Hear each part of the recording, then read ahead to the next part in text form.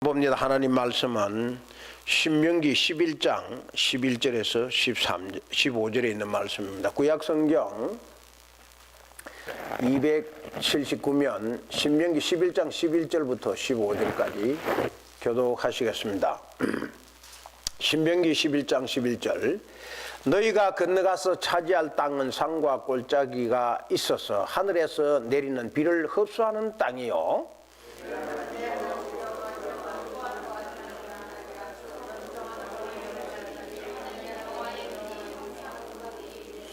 내가 오늘 너희에게 명하는 내 명령을 너희가 만일 청종하고 너희 하나님 여호와를 사랑하여 마음을 다하고 뜻을 다하여 섬기면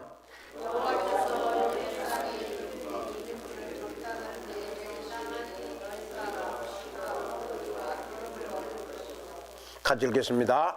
또 가축을 위하여 들에 풀이 나게 하시리니 내가 먹고 배부를 것이라. 예. 까지. 오늘 제목은 눈이 항상 그 위에, 이런 제목으로 말씀을 드리겠습니다. 새해 여러분들 다 만나 벚꽃 얼굴을 뵈서 반갑습니다. 360일 지내오시느라고 수고 많았습니다. 앞으로 또 365일을 지나야 되겠죠. 하나님의 크신 능력이 늘 함께 할 줄 믿습니다. 연초가 되면 홍황을 누리고 돈을 많이 버는 곳이 있는데 그것이 바로 이곳이랍니다. 헬스클럽. 연초에 제일 결심을 많이 하는 사람들이 헬스클럽에 등록하는 사람들이 많대요.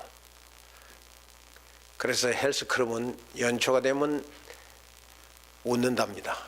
그런데 정반대로 우는 곳이 있대요. 그 우는 곳이 어디냐면은 담배 가게래요. 해마다 난 금년 그런 바람에 연초가 되면 담배가 안 팔린대요. 그래서 울상이 된다고 그래요. 또 한 가지 연초가 되면 우리 한국에만 있는 현상인데요. 한국 국회의원과 공무원들이 연초만 되면 해외여행을 많이 간답니다. 특별히 공무원들이, 국회의원과 이 고급 공무원들이 가족까지 총 동반해가지고 여행을 떠납니다. 그런데 그 여행을 떠나면서 뭐 자기 돈 가지고 가는데 누가 뭐라 그러겠습니까? 그런데 이 국회의원과 공무원들이 가족 동반해가 가면서 전부 자기 돈은 하나도 안 쓰고 국민들이 낸 세금 그걸 뭐 엄청나게 쓰고 온다는 거죠. 원래도 굉장히 많이 떠났답니다. 그래서 비난을 받고 있어요. 미국에서는 상상도 할 수 없는 일이지. 그랬다간 큰일 나지. 세금이 어떤 돈인데 지가 마음대로 씁니까? 그런데 한국은 선거 때는 그냥 공약 내걸고 뭐 하겠다 말겠다 하지만은 민생 챙기겠다 뭐 열심히 이야기하지만 당선 딱 되고 나면 민생 챙기기는 지가족 챙겨가지고 해외여행하기 바쁘다는데요. 이런 일이 다 어디 연초에 일어나는 일이랍니다. 연초에. 그 연초가 어떤 거는 좋은데 어떤 거는 나빠요.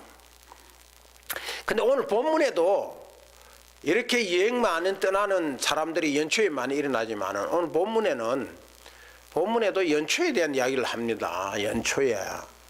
자, 같이 한번 읽어봅시다. 시작. 내 하나님 여호와께서 돌아보아 주시는 땅이라. 연초부터 연말까지 내 하나님 여호와의 눈이 항상 그 위에 있느니라 그랬습니다. 건강을 지키겠다. 그 다음에 담배를 끊겠다. 그건 금방 이해가 가잖아요. 또 좋은 일이고. 그 여행을 간다. 뭐 그것도 이해가 가잖아요. 그런데 연초에 하나님의 눈이 그 위에 머물겠다. 연초부터 연말까지 연초에 말이요. 하나님의 눈이 항상 그 위에 있겠다. 뭐 이해합니까? 무엇이 너무 막연하지 않아요? 아니 연초에 뭐 결심하고 뭐 금연을 하겠다, 뭐 금주를 하겠다, 뭐 건강을 위해서 헬스클럽에 가입하겠다. 그거는 이해가 가지만 연초에 여호와의 눈이 그 위에 머물겠다. 이 도저히 하나님의 눈이 머물러서 뭘 한다는 건지 얼른 이해가 안 되는 거죠. 더 이상한 거는 하나님의 눈이 어디에 머문다는 거요? 뭐 이해가 잘 안 되는 거죠. 이런 의문을 가지고 우리가 1월 1일 오늘부터 풀어야 하지 않겠습니까? 이게 성경에요 이해가 안 되는 거, 완전히 거꾸로 이야기하는 거, 반대로 이야기하는 거는 엄청난 하나님의 비밀과 보화가 숨겨져 있어요. 그래서 그걸 풀어야 되는 거죠. 그래야 내가 축복받는 길을 갈 수 있는 길이 된다 그 말입니다. 하나님의 눈이 머무는 것이 우리에게는 중요합니다. 자, 그러면 하나님의 눈이 머무는 곳이 어디예요? 이걸 성경부터 찾아야 되거든요. 성경에서부터 하나님의 눈이 머무는 곳이 어딘지를 오늘 11절에 이런 말씀을 합니다. 여기에 하나님의 눈이 머무는 곳이에요. 같이 읽어봅시다. 시작. 너희가 건너가서 차지할 땅은 산과 골짜기가 있어서 하늘에서 내리는 비를 흡수하는 땅이요. 이스라엘 백성들이 아직 안 건너갔어요. 건너가서, 강을 건너가서, 이스라엘을 히브리인이라고 그러잖아요. 히브리인이란 뜻은 강을 건너갔다고 말입니다. 강을 건너온 사람을 히브리인이라고 그래요. 근데 이스라엘 백성들이 지금 강을 건너가면은 거기에 차지할 땅이 있어. 그 땅이 산과 골짜기가 있는데 그 산과 골짜기는 비록 산과 골짜기지만 하늘에서 내리는 비를 흡수하는 땅이다 그랬어요. 아무것도 아닌 것 같죠? 농사 짓는데요, 땅에 비가 오면은 그 빗물을 땅이 잘 흡수를 해야 그 땅이 비옥한 땅이고 좋은 땅이에요. 흡수 못하면은 그 땅은 아무것도 자라지를 못합니다. 이 땅이 바로 하나님의 눈이 머무는 곳이다 그 말입니다. 이 땅에 하나님께서 연초부터 연말까지 항상 머물겠다. 그 연초의 일치고는 좀 이상하지 않습니까? 땅이 저 건너갈 그 땅에 하나님의 눈이 머문다. 참 이상하죠. 그렇기 때문에 이런 말씀에는 우리가 아주 심각하게 정성을 기울여서 살펴봐야 합니다. 왜냐하면 그게 우리의 축복하고 내 신앙생활하고 직결되기 때문에 그래요. 그러니까 아주 이런 것들은 심각하게 살펴야 되는 겁니다. 자, 그러면 우선 하나님이 머문다는 뜻부터, 하나님의 눈이 머문다는 뜻부터 생각해 보자고요. 하나님의 눈이 머문다는 뜻은 항상 지켜주신다는 뜻입니다. 졸지도 않고 주무시지도 않고 내가 너를 항상 지켜주겠다. 그게 하나님이 눈이 머무는 곳에 일어나는 일이죠. 그리고 시선이 집중된다는 뜻이에요. 하나님이 눈이 머문다는 말은 시선이 집중. 내가 다른 데 시선을 안 옮기고 너에게 시선을 집중시키겠다. 그 뜻이 있는 겁니다. 사람이요, 놀라운 이 위대한 높으신 분이 나에게 시선을 집중시켜주면은 그만큼 더 영광스러운 것이 없죠. 뭔가 일이 일어날 징조죠. 근데 전혀 시선을 주지 않는다. 그러면은 불안한 거예요. 날 버렸나? 그렇게 생각되는 거죠. 그래서 하나님의 눈이 머문다는 건 시선을 집중시킨다는 뜻이에요. 그 다음에 세 번째로는 내 마음이 거기에 있다. 그 뜻입니다. 하나님이 눈이 머물 때는 내 마음이 거기에 있다. 그런 뜻을 가지고 있는 겁니다. 어머니의 시선은 늘 아들, 딸, 자식에게 있어요. 아기를 가진 어머니가 잠시라도 아기에게 시선을 떼면 아기는 위험한 거예요. 그러니까 눈이 머무는 거기에 엄마의 마음이 있고 아빠의 마음이 있는 거죠. 하나님의 눈이 머문다는 것은 바로 그런 뜻을 가지고 있는 겁니다. 자, 눈이 머무는 거기에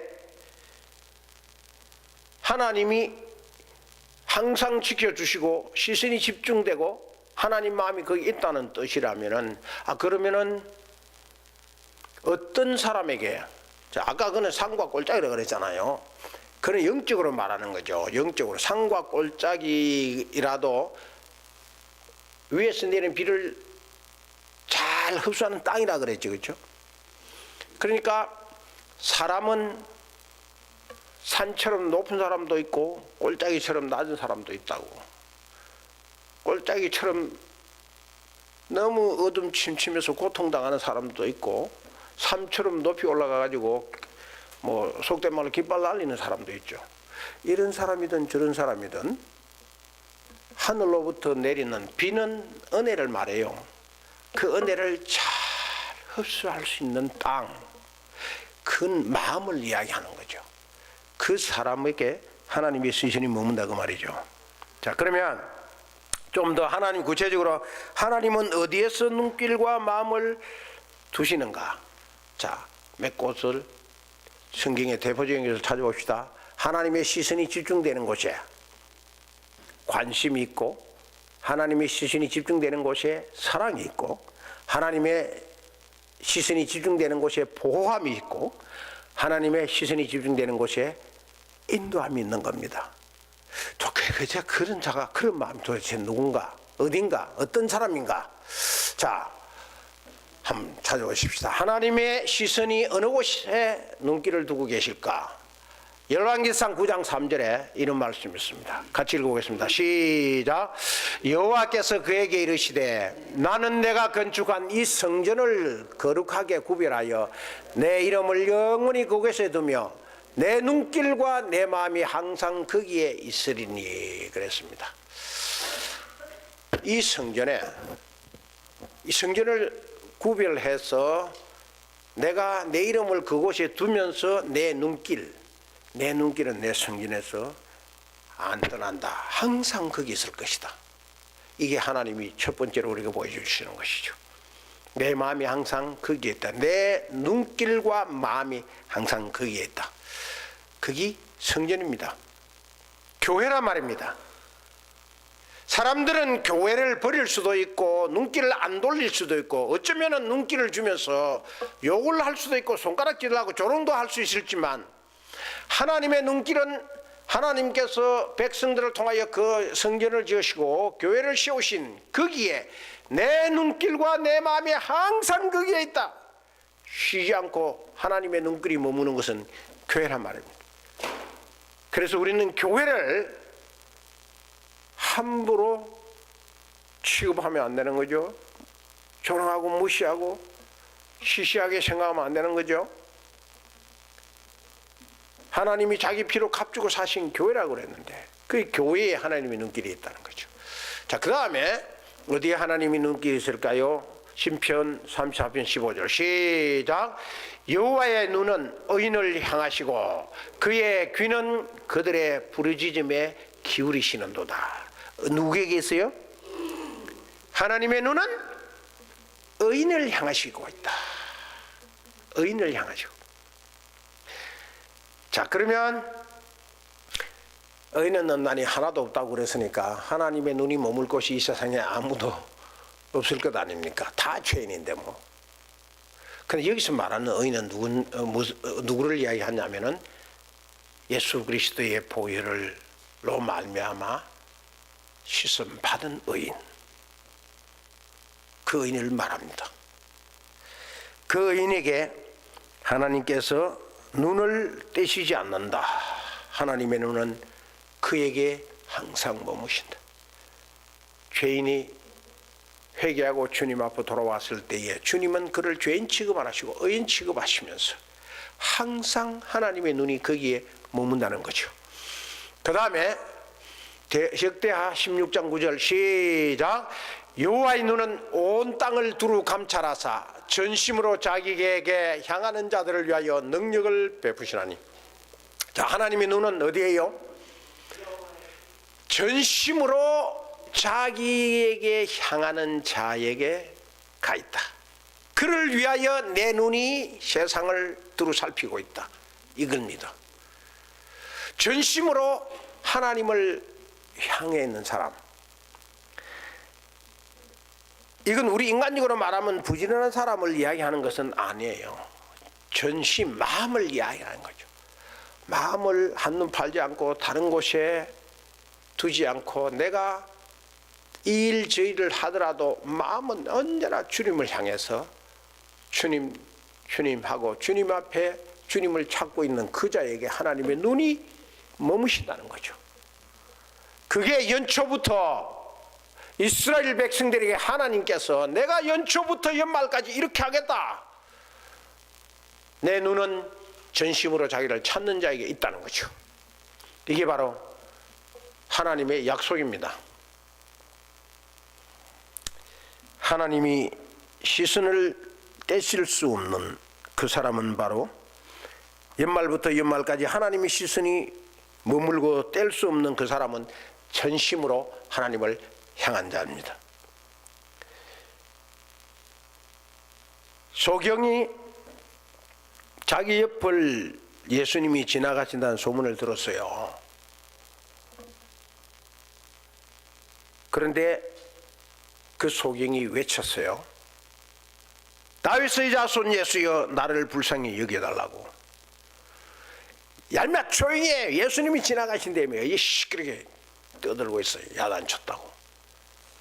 그런데 예수님은 그렇게 야단치는 그 사람 앞에 머물지 아니하시고 다윗의 자손 예수여, 나를 불쌍히 여서 외치는 그 소경 앞에 와서 걸음을 멈추시고 주님께서 그의 시선을 그 소경에게 집중시키신 거죠.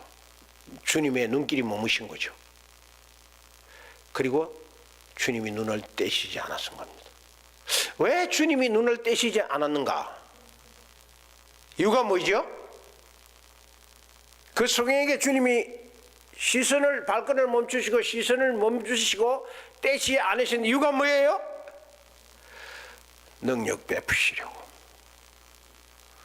그 소경의 눈을 낫게 하시려고 시선을 떼지 않으십니다. 그러니까 일단 하나님의 시선을 받아야 되는 겁니다. 그래야 뭐 무슨 일이 일어나는 거예요. 왜 눈을 떼시지 않는가? 바로 그겁니다. 이 소경에게 주님이 시선이 머무신 이유는 능력 베푸시고 눈을 뜨게 하게 만드시려고.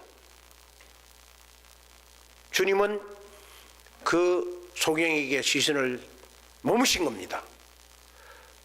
또 혈류증 환자가 주님의 옷깃을 만졌을 때에 그 많은 사람들이 밀어서 주님의 옷을 밟아서 너무 많아서 이런 일이 일어났습니다 했을 때 주님은 아니다, 누가 내 옷을 만졌다.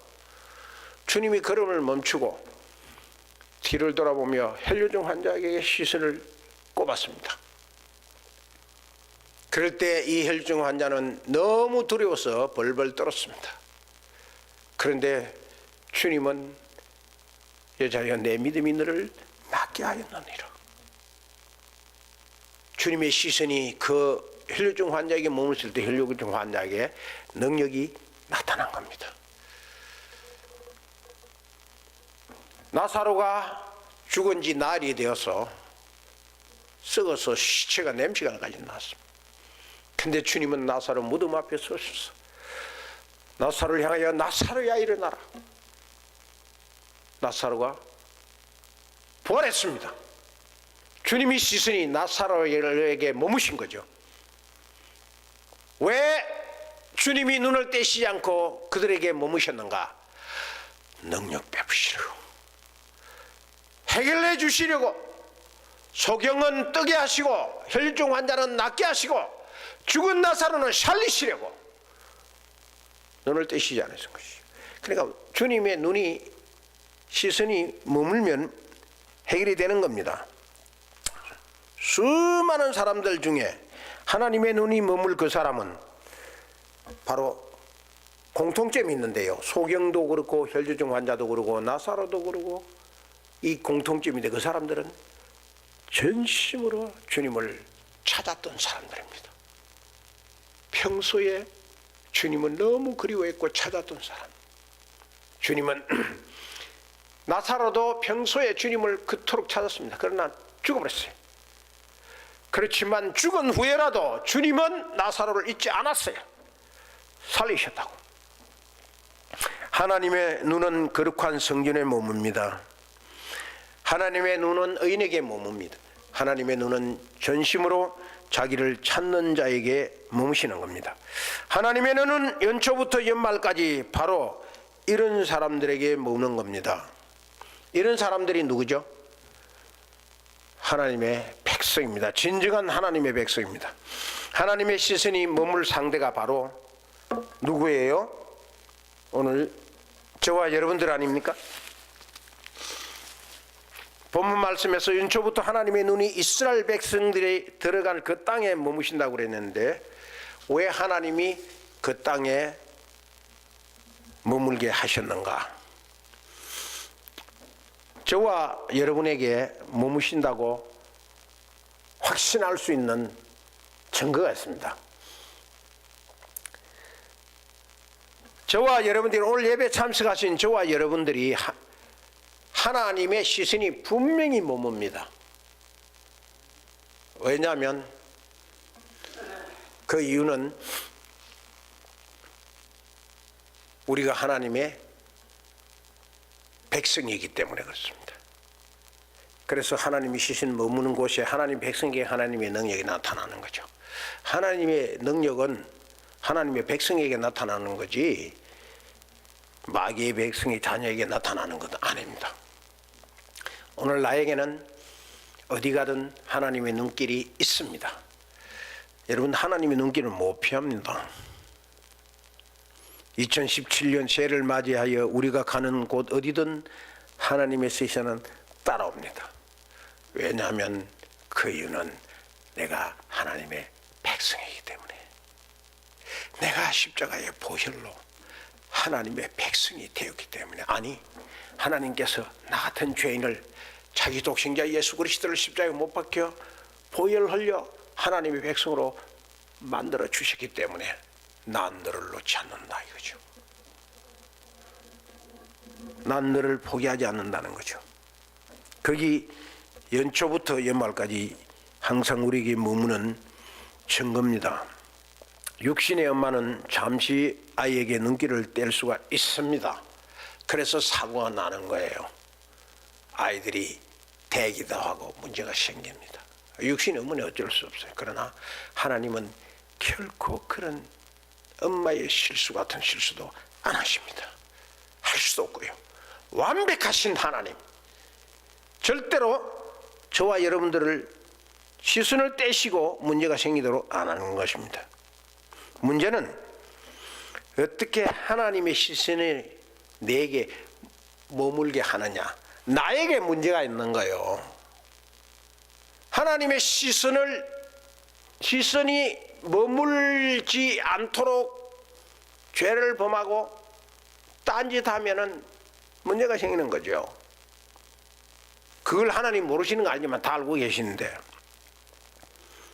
자, 그러면 어떻게 하나님께서 시선을 머물게 할 수 있나요? 나에게. 그래야 우리가 살 수 있을 거 아닙니까? 어떻게 하나님 시선이 머물게 할 수 있을까? 저와 여러분들에게. 오늘 본문 13절에 있습니다. 같이 읽어보겠습니다. 시작.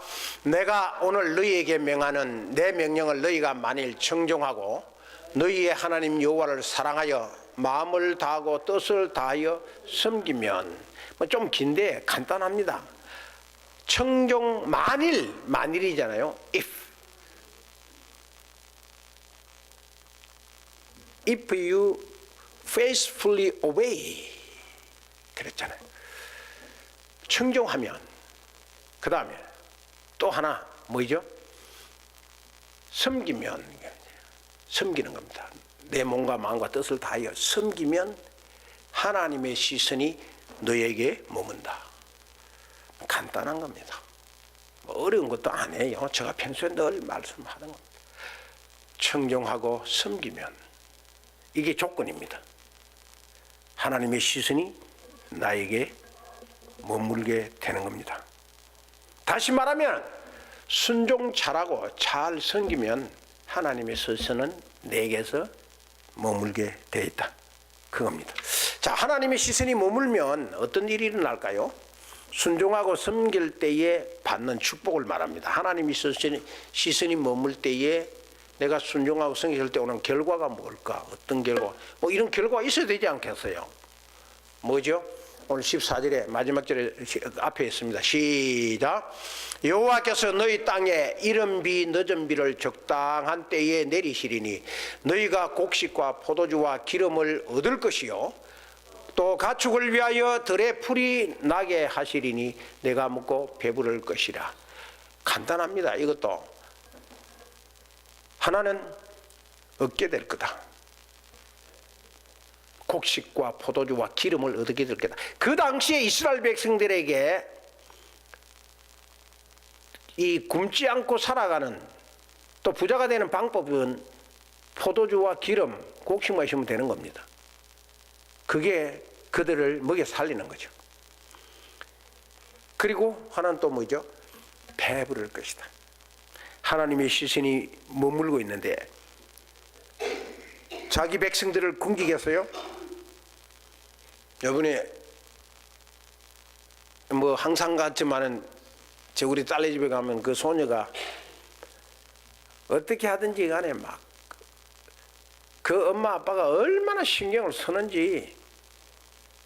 근데 제일 신경 쓰는 것이 잠자는 거하고 배고플까 봐. 혹시라도 뭐 먹고 탈나지 않을까 봐 그렇게 신경을 쓰더라고. 먹을 것이고 배부를 것이고 그건 하나님의 시선이 내 백성 이스라엘 백성들을 먹이겠다는 거예요. 저들에게 필요한 모든 것을 제공하겠다는 거죠. 얻게 해주겠다는 거죠. 부족함이 얻게 만들어주겠다는 거죠. 이건 물질적이고 육신인 것도 있지만 이건 하나님께서 얻게 할 것이고 배부르게 한다는 것은 주로 영적인 것을 말합니다. 은혜를 얻게 할 것이고 영적으로 배부를 것이고. 사람이요 육신은 배고파도 영적으로 배가 부르면 너무 기뻐요. 너무 감사하다고. 그러니까 육신으로 배고픈 거는 먹으면 되잖아요. 근데 영적으로 배고픈 거는 하나님이 먹여주시지 않으면 가능할 수가 없어요. 사람이 못 먹인단 말입니다. 2017년 우리가 계획한 모든 것에 하나님께서 축복으로 다 채워주시는 비결은 하나님의 시선이 우리에게 머무는 겁니다. 그럼 원래 나는 어떻게 살아야 하나? 순종하고 잘 섬기면 됩니다. 간단해요. 그걸로 뒤집어서 말하면 튕기지 마시고 너무 배짱 내미지 마시고 불순종하지 마시고 목이 뻣뻣하게 그렇게 하지 마시라고. 잘 순종하고 잘 섬기면 하나님이 쓰시는 그 사람에게 머물 일에 있는 겁니다. 그리고 하나님의 눈길을 받고 살아야 되죠. 올 연초부터 우리는 하나님의 눈길을 받고 살아야 된다. 아이들은요 어머니 눈길 아버지 눈길로 안 쓰면은 내가 뭐 좀 피곤해가 또 자꾸 엄마 아빠는 다 직장 가고 나는 우리 소녀 같이 이제 있다가 난 이게 소파에 누워 잠이 들었어. 그러니까 지는 놀고 있다가 내가 잠들으니까요. 눈을 손가락으로 막 쑤시가며 이게 뜨게 하면서 자기 봐달라는 거예요. 나 시선 받고 살고 싶다 이거지. 우리가 그래야 돼요.